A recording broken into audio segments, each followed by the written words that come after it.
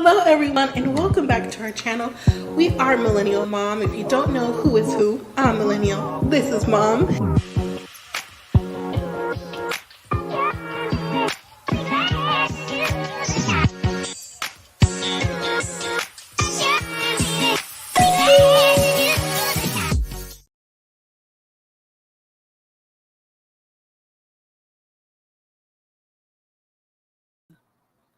Hello everyone and welcome back to our channel. If you're new here, I'm Mom or Kay from Millennial Mom, and today I'm going to talk to you about 90 Day Fiancé the other way, season 4, episode 3. If you can't jump, you plunge.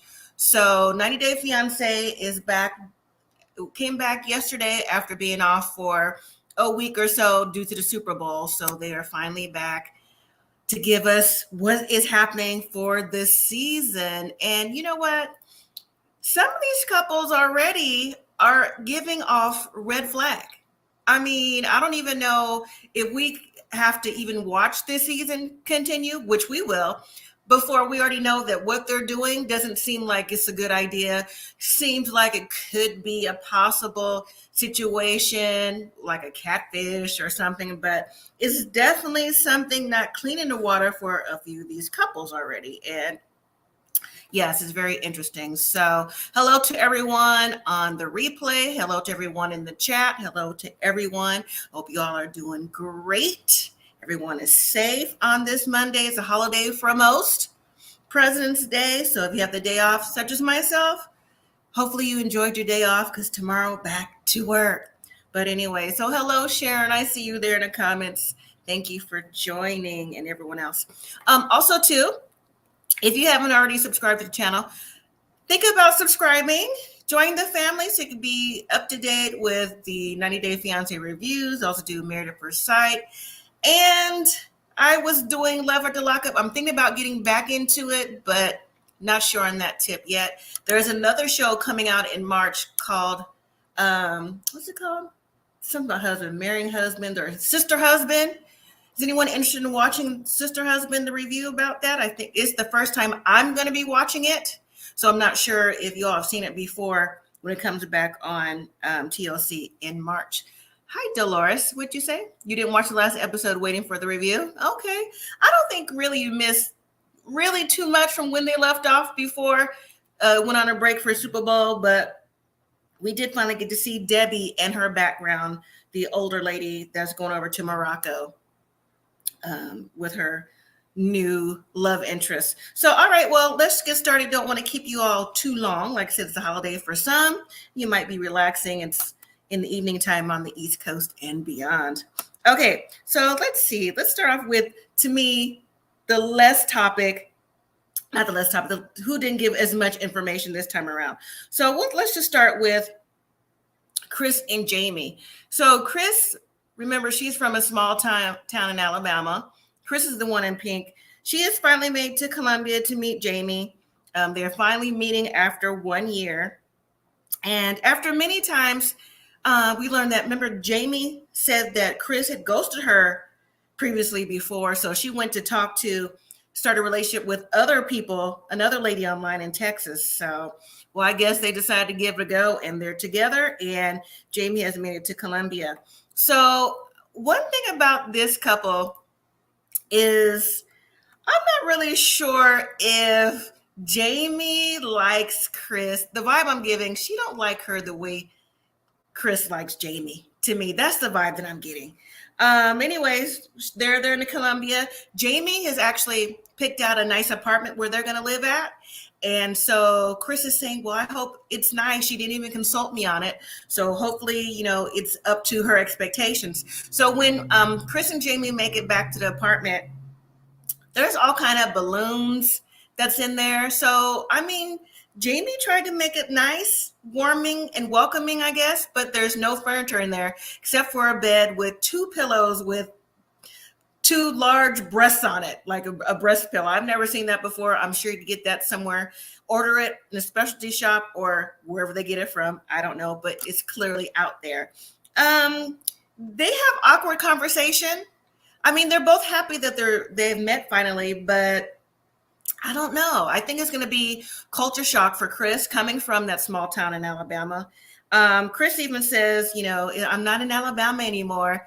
No, Kris, you're not. So Colombia, where she's going, it looks like it's a big city with different, the culture is different, though their food is different. And so I'm not sure how Kris will adjust. Also, too, with Kris, we learned earlier, too, that Kris has some medical issues. She's dealing with narcolepsy. That's where you can tend to fall asleep at any given time for any reason. And so that's going to be an issue with her medical thing, because like I said, they can't help it. I'm not sure if there's any medication about that, but that's something going forward. And also too, again, just to get to know each other after a year, I don't even think that they did anything other than speaking. So I think Kris has to explain where she's been and why she ghosted Jeymi all those times, and to see if they can move forward. So this couple gives me red flags just based on communication style and Jeymi going outside the relationship and talking to another lady in Texas. I wonder if that's going to come into play as they go along. All right, so let's just move to Jen and Rishi. Let me bring their picture up. Jen and Rishi, here we go. Okay, so it is time for Jen to finally go to India. She says she's packing her mother's wedding dress from 1971. She said she'll probably, when she gets married, in Jen's mind, she's going to get married to Rishi, she'll probably wear the traditional Indian sari while she gets married, but she wants to incorporate some of her mom's things in the wedding as well. Now, Jen's friends think that Rishi, with him reaching out to other women on social media, that he may not be faithful to Jen. And I'm going to have to say their friends might be onto something, because before it went to the Super Bowl, we saw Jen meet with her friends, and she said, one of their friends said, well, let me reach out to Rishi to catfish him to see if he takes the bait. And he actually did, even though he didn't say anything as far as like, what's your name? What's your number? Yeah, we could get together. Him just responding shows that maybe he may not have that one-on-one relationship that Jen actually thinks that he does.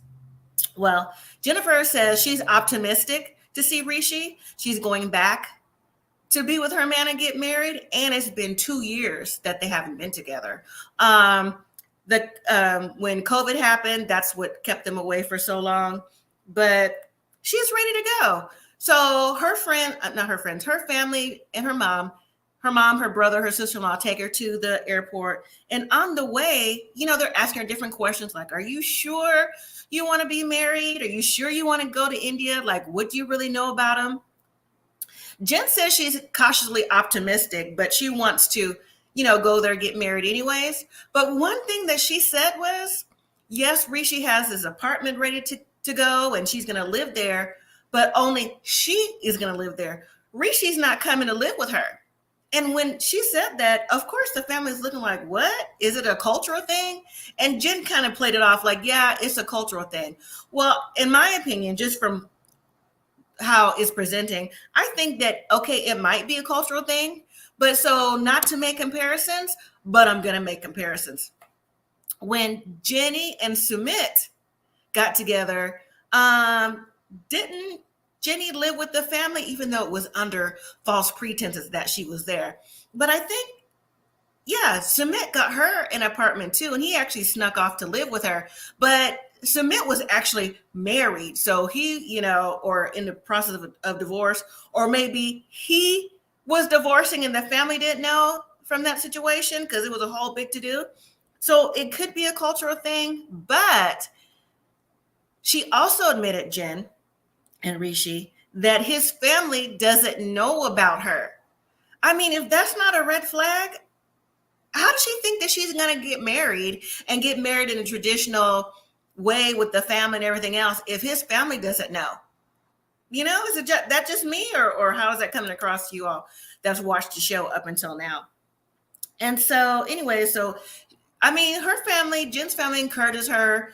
They're like, you go do what you have to do. Hopefully it works out for you. But her brother did say, listen, I don't think it's going to last very long because her choice of relationships, they don't really pan out for the best. So now Jen has made it to India, and she says that she's going to check into the hotel for the night.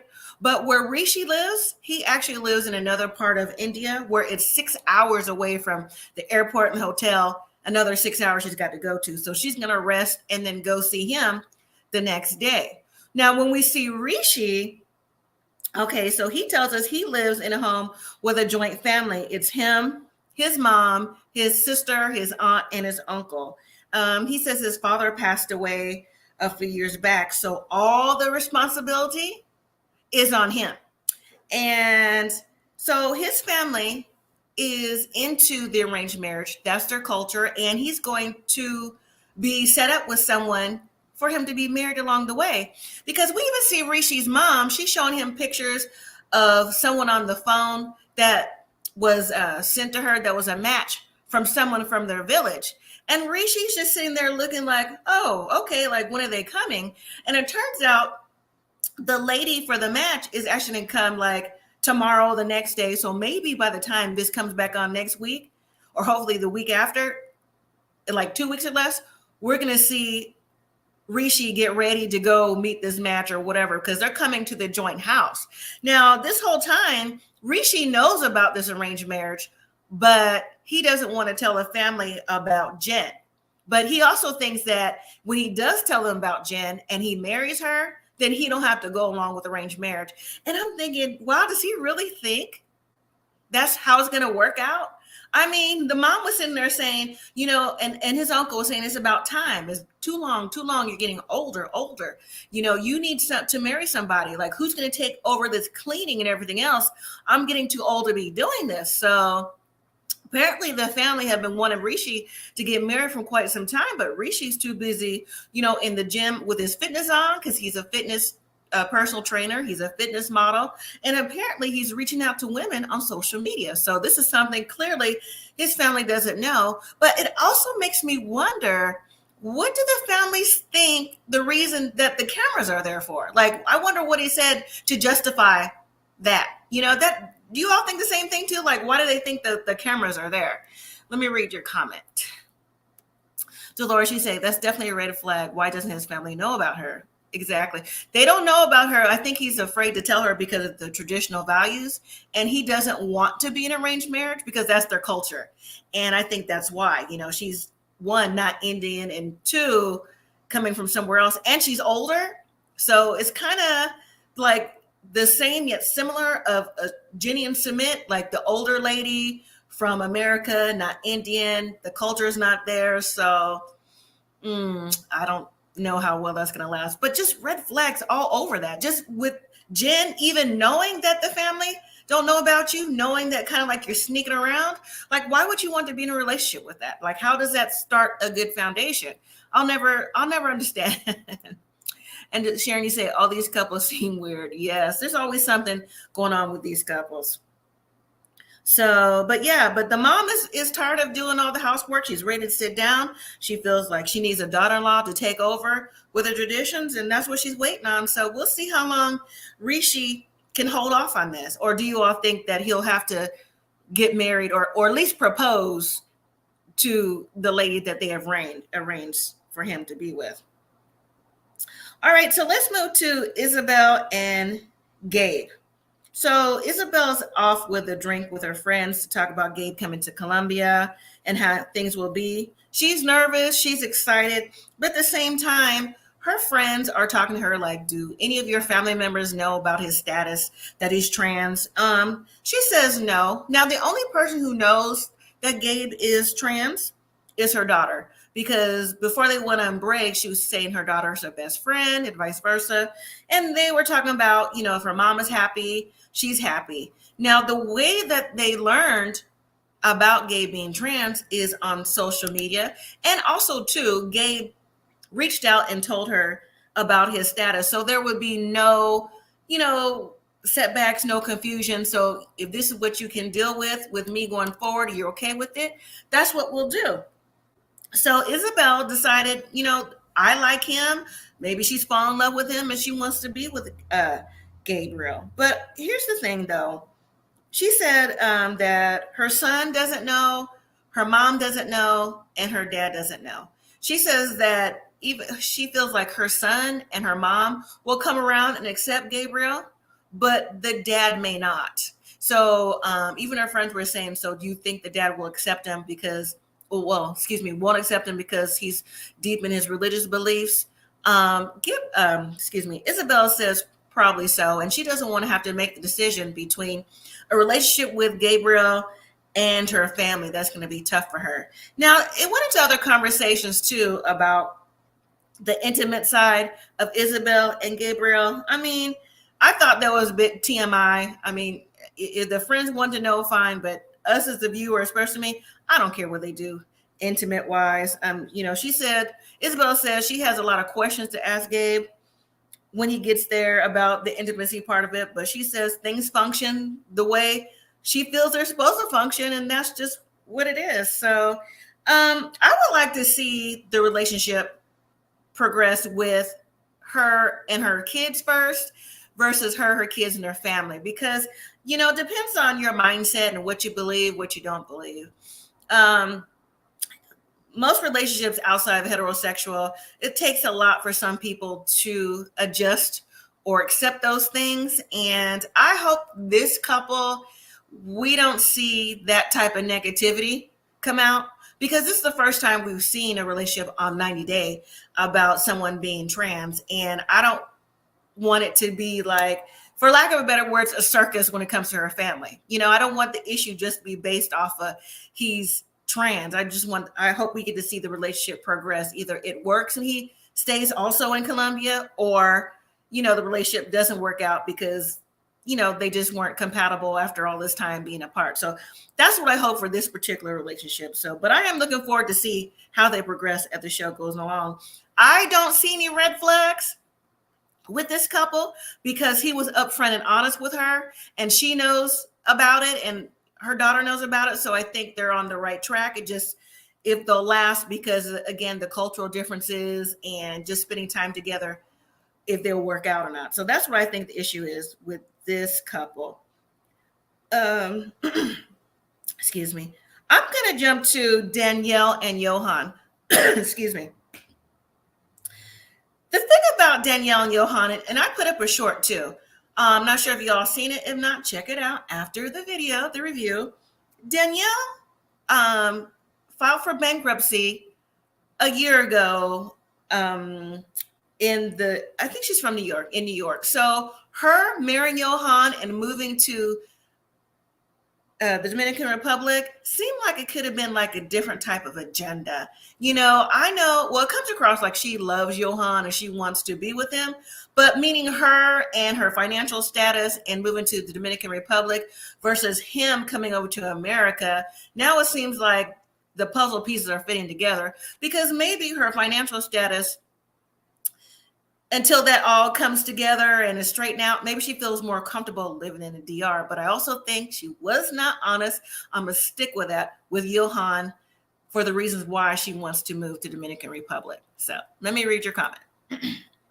Sharon, you say Gabe seems to be a nice person. Her daughter was very accepting. Yes, I think so too. Dolores, you say, I'm hoping Gabe and Isabel make it. I hope so too. I hope that, I hope they make it and it's a genuine, they do come across genuine. Like there's no secrets. It'd be different if like she didn't know, but she knows, she accepted it. And hopefully their relationship from what we see on camera will be based off of their relationship and nothing else. The trans talk, we get it, but we can move forward past that in my opinion. But back to Danielle and Johan. Do y'all think that, again, I know I mentioned this before, but do you think she had a different agenda for moving to the Dominican Republic before we even knew about the bankruptcy proceedings? I am sticking with yes. But now I know that even more is a definite yes now. Because no. Danielle, now I don't know why she came on the show. Was it to, they get paid? I'm not saying she came on to get paid. I'm sure she came on for love too, but seems just a little bit suspicious now to me. Let's see, Sharon. You say Danielle and Johan, why she even marry him? She saw red flags. Now she all bent out of shape and says he's the wife. Wasn't that rude? I thought that was rude. I thought that was very pretentious on Danielle.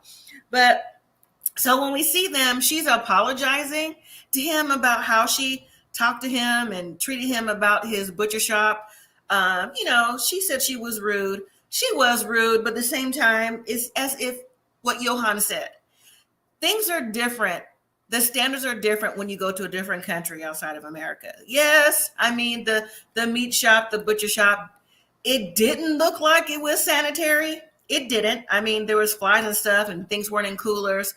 Okay, I get it. And if I was Danielle just in that scenario, I probably would have been taken aback too. Like, how come things aren't put up, XYZ? And then Johan said what he said.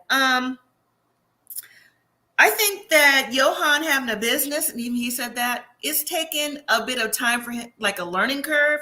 So I agree that he is trying to do the best that he can. And he feels that Danielle is not being patient with him when it comes to business. But I can also see why Danielle is also saying what she's saying, not just the sanitation part of it, but the money aspect. One, where's the money coming from? Like, who's funding this? How are you getting the meat sources, this and that? Like, what are your bills? What are your overhead? And so I think Johan is taken back because maybe he feels like Danielle is trying to control the situation. But I think that Danielle, just for the butcher shop though, not her for her reasons for moving to Dominican, it's two different things. I think that she's trying to be supportive. She says she is, but I can see she's trying to be. But if she really wants him to try to succeed, then maybe she should like help him see what he needs to do. He doesn't necessarily seem like he wants her help, but in order for that business to last, he may have to accept that help. And Danielle, I think, is going to have to like step back and let Johan figure it out himself. Because I mean, even though he's younger, he's still a man. He has his pride. So if the business fails, let it come across like it failed on Johan's terms, not Danielle's terms, and vice versa. If it succeeds, it's going to be on his terms and not her terms. I think that's something that she's missing. She's trying to like put herself in the mix when it's really his business. So let's see. Sharon, you said I read that already. Dolores, you said, I'm fed up with Danielle and her dishonesty. Johan needs to leave her and find someone else and come to the United States. Yeah, I think Johan's going to stick with it for a little while. I really do. Because I hate to say it this way, but it's for lack of a better word. I do think Johan is looking for, and he's even said it, the American dream. So I think he's ready to get the American dream with however he can get it. And right now that's Danielle. I think he feels that Danielle has the funds to get him there, to help out his family, to do what he needs to do. So I think for the time being, even though he feels like it comes across like he's really stressed out, that he's going to stick with her for the meantime. So that's what's going on with that. And then after the conversation about the butcher shop, they actually go look at apartments. I'm thinking, so you were just chastising him about the business. You're saying you're sorry, but at the same time, you let him know, like, if it doesn't work out during this time frame, maybe you got to close the business. Johan saying she's being impatient and things like that. So you're going to go look at apartments. So Danielle said she wants all kind of amenities. She wants a pool, a terrace, a washer and dryer.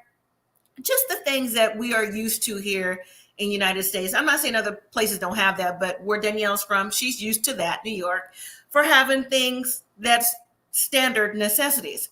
And, for Johan, that's what she's asking for isn't standard. So I can see why he's looking at her in a way like, oh, well, she can provide because she wants this, this, and this. And then to see the apartment, and probably the location too. And he's probably never seen anything like that other than the hotel he works in.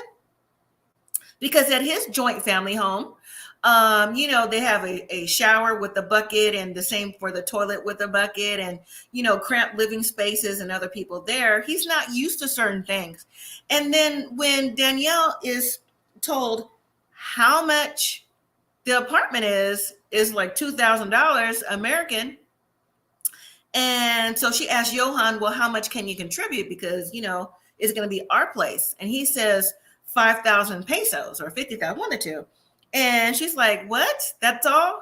that equals $90 American. She says, you eat that for, in breakfast. Like you can eat that much for breakfast. And Johan says, well, that's all I can do. That's all I got. I don't know what else to tell you.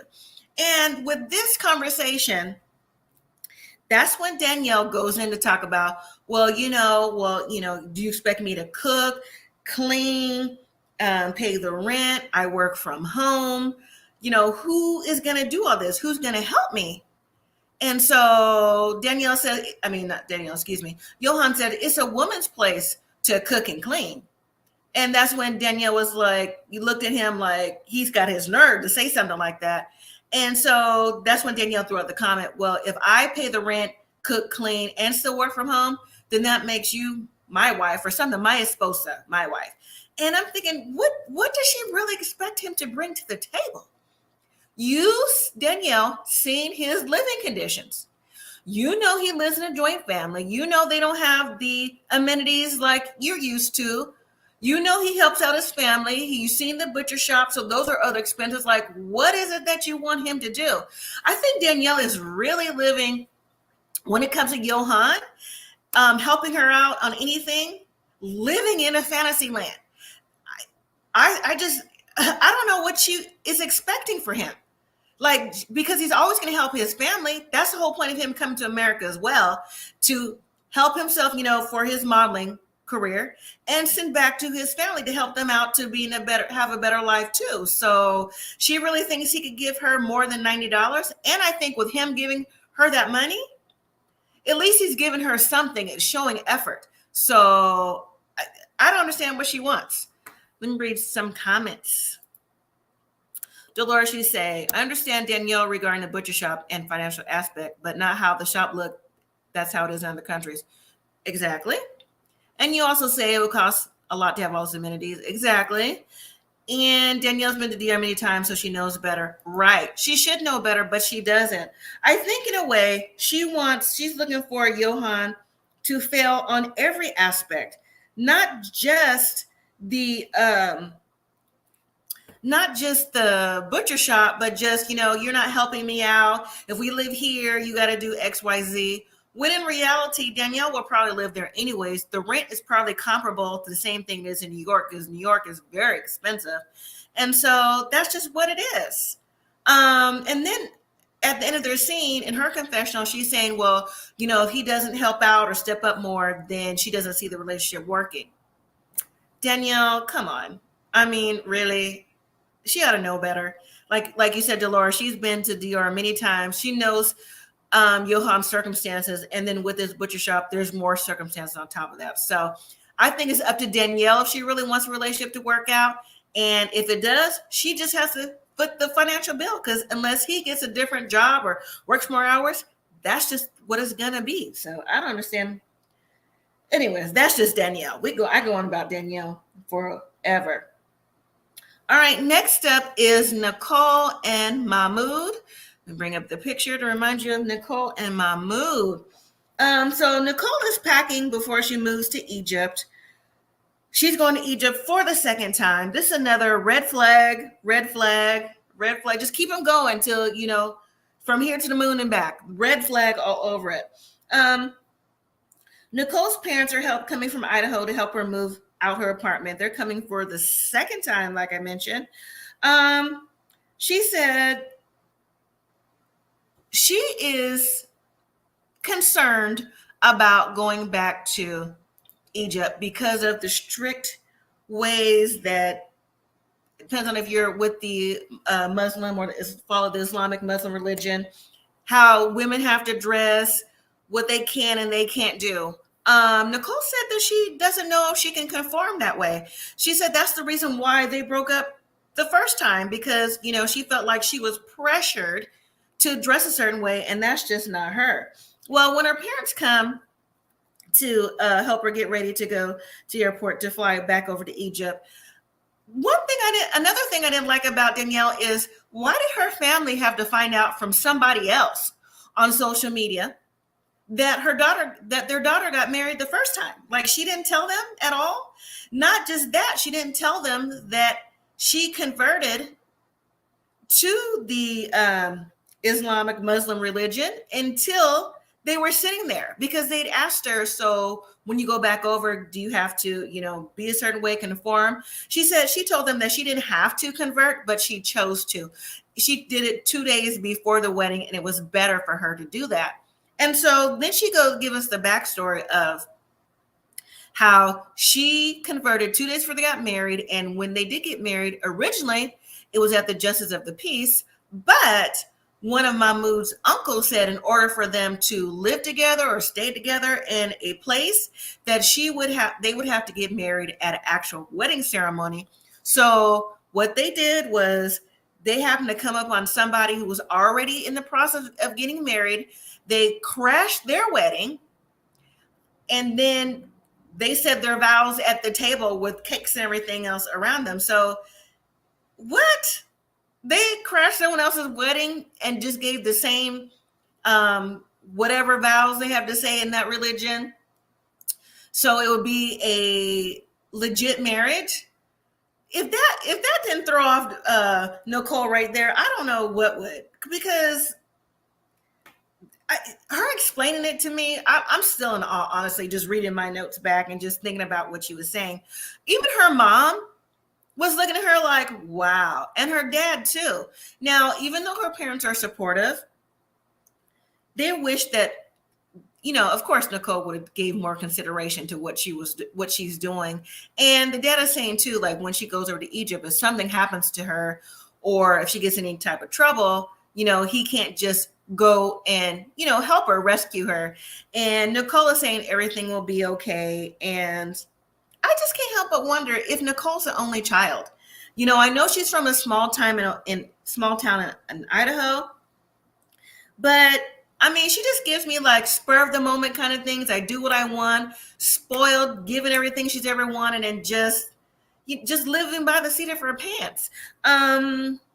Yeah. Nicole says that she doesn't like the cultural traditions. Again, I know I mentioned it, but she's going to continue to see if she can get past it. Like, maybe if the traditions aren't meant for her, but I just want to know why Danielle thinks things will change when she gets back over there. So anyways, the parents drop her off at the airport. She's on her way to India. And then, Egypt. And then we see Mahmoud. He says he's a manager of a fabric store. He describes how he met Nicole at that fabric store. And he describes Nicole as a strong woman and amazing. He says, even though they come from two different worlds, the most important thing to Mahmoud is religion. He says religion, family, and prayer in that order. He also said that he's happy that Nicole is coming back to Egypt, but he says he didn't think that she would ever come back again because they had that argument over clothes and what she would wear. And then we see a quick scenes with Mahmoud talking to his brothers. They were telling him about, is she going to be okay when she comes back? Mahmoud says yes, even though he's nervous. And so we also learn that one of Mahmoud's brothers is married to someone who came from China. And so he says that he's more educated in these things than he is. Well, the brothers say to Mahmoud that maybe you can help Nicole, get together with the requirements. Maybe you can talk her into it, the requirements. And hopefully as time moves on, she'll adapt. I don't think Nicole's going to adapt at all. She had a problem when she was there the first time. She had an issue when she was talking to her parents before she left to go to the airport. And so now, voila, quick scene. Nicole has made it to Egypt, and we see Mahmoud and Nicole in the airport. This not even more than a hello, how you doing? Can I give you a hug? Sure, you could give me a hug in a public setting. That Mahmoud says something about her shirt, like it's not being too long, her shirt or jacket or something. And the look on Nicole's face was like, why are we talking about this now? She says, it hasn't even been a few minutes and we're already talking about clothes. This is going to be a long season with Nicole. It really is, because Nicole is for Nicole. She wants to be independent and liberated, but you can't be independent and liberated. You converted to his religion and his culture. And this is what they do. She just really is adamant about not wearing a hijab and just anything else that women have to do in Egypt that are part of that tradition. So, like I said, this season is going to be long. And I wonder if Nicole is going to be there more than like 3 episodes we see, because it's already giving. I'm booking, meaning Nicole, I'm booking the return flight before I even get back to the hotel kind of thing with Nicole. So yeah, it's a lot with her already. Dolores, you say, if the culture remained the same, Nicole has to agree or not, it will not work. Exactly.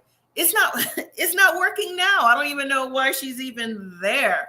So I know she says she loves her husband. She wants it to work, but he says religion, prayer, family in that order. And there is an expectation of Nicole to follow a certain standard. And it's already long with Nicole. We've only seen her 5 minutes. Sharon, you say she seems a little different, La La Land. Exactly. All right, so finally we get to meet Debbie. Let me get her picture up here. Do I have her picture?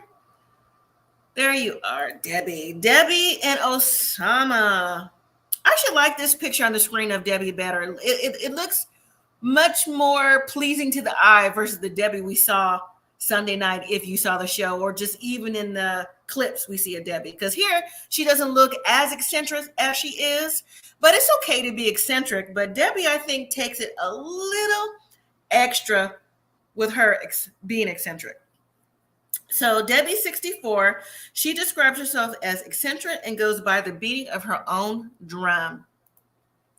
Definitely, I could definitely see that. I saw that before we even got the information on Debbie. She looks exactly the way she describes herself.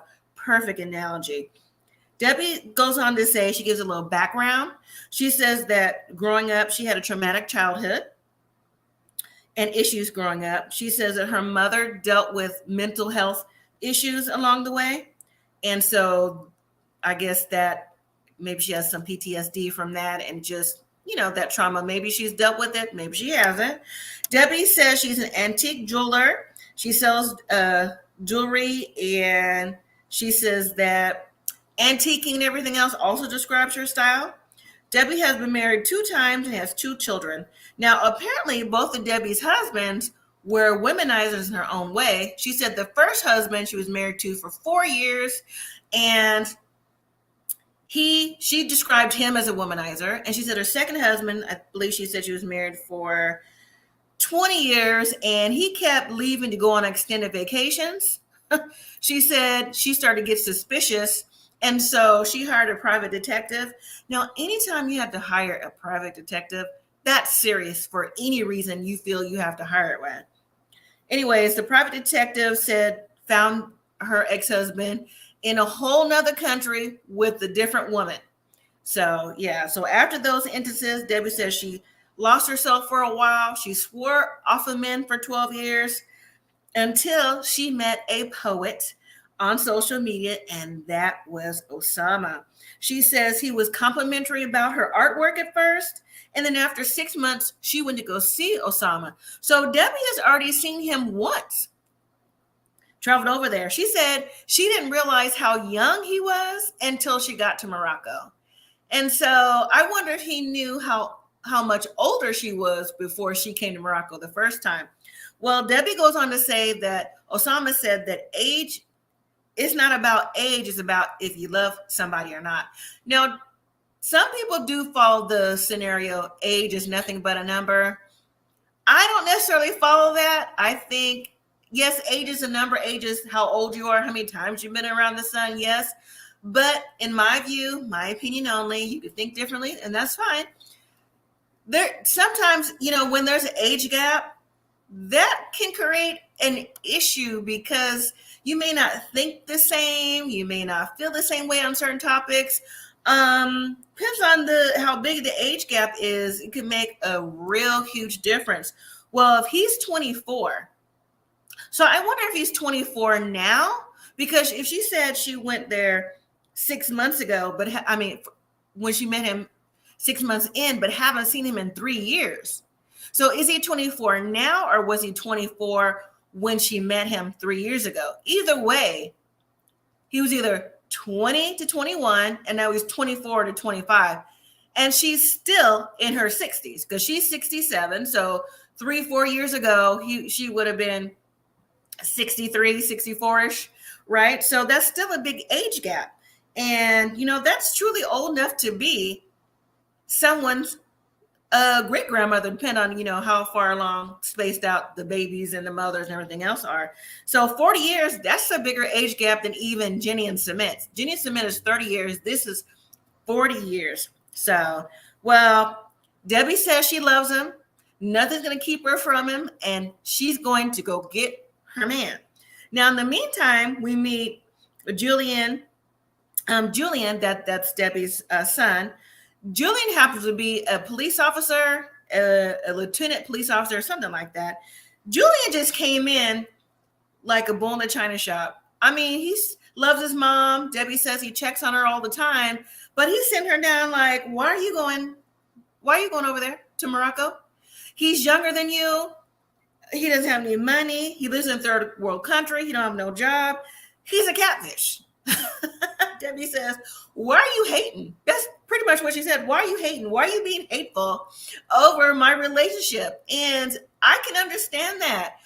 Why would you want your mother or father, if it was a situation, to go over to a third world country? Doesn't even have to be third world, anywhere, with someone who is 40 years younger than you, with no job and just seemingly catfishing you. But Debbie's convinced this is her man. Julian says at first he thought it was a joke with his mom going over there. And it's not. His mom looks like she said, she beats to the beat of her own drum, and that's what she's going to do.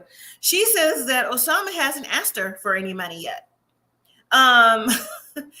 Julian says, well, no, he hasn't, but he will. And you know what? I think that maybe he might, knowing that this is an older lady. She can maybe fund my lifestyle, get me to America. But then again, you never know.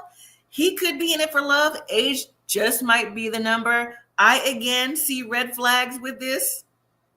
But we'll have to watch it play out. But with the clips that we've seen going forward, where Debbie said, I believe they show the clips like the first week or two, where Debbie said, so you're not a man, you're a little boy, you played me or something like that. So I wonder if it's going to be just like Nicole, closer in the trip or further down the line in the trips when Debbie gets there. So I don't know. Again, red flags.